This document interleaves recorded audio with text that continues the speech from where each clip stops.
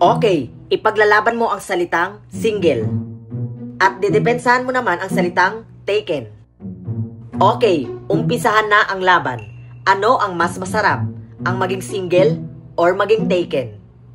Mas masarap sa akin ang maging single kasi malaya kang makakagalaw kahit anumang gusto mo. Mas masarap pa rin maging taken kasi may kasangga ka sa buhay. Hindi naman lahat ng relasyon ay masaya. Kapag single ka, wala kang iisiping problema. Mahirap mag-isa, kaya kapag taken ka, kahit papaano, may makakausap ka at may inspirasyon ka.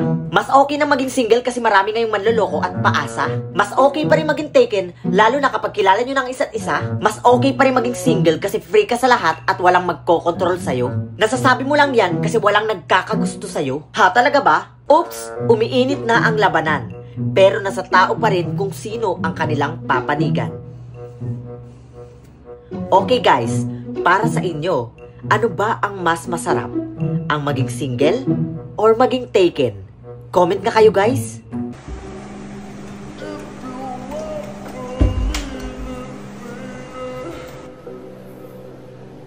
Tay, nagsaing ka na ba? Anak, hindi pa eh. Ano ba yan, Tay? Pagod ako sa trabaho tapos wala ka man lang ginawa. Anak, pasensya ka na. Hindi kasi ako makakilos ng maayos eh. Kainis naman, no? Di na nga po kayo nagtatrabaho, ako na kumikilos lahat-lahat. Kahit pagluto lang dito sa bahay, hindi nyo pa magawa. Anak, pasensya ka na. Alam mo naman na may sakit ako, di ba? Sana hindi na lang kita naging tatay. Pabigat ka lang dito eh. Sana namatay ka na lang. Buisit na buhay ito.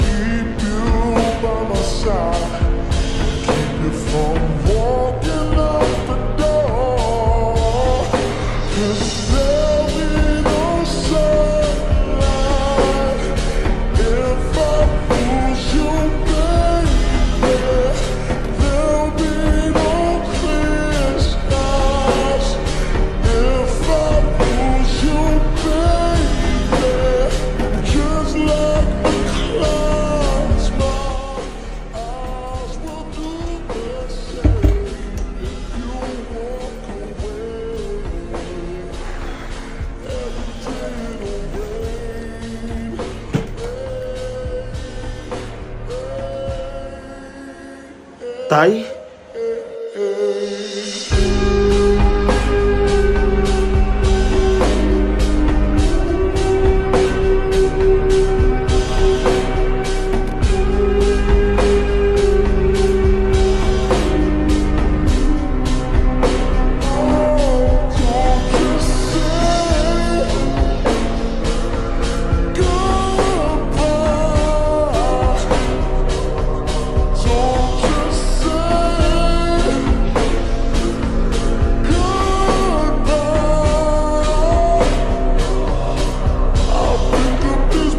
Dear anak, sana masaya ka na wala na ako. Salamat anak sa sakripisyo mo sa akin. Pasensya na kung naging pabigat ako sa iyo. Lagi mo tatandaan anak na mahal kita. Mag-iingat ka palagi. I love you anak.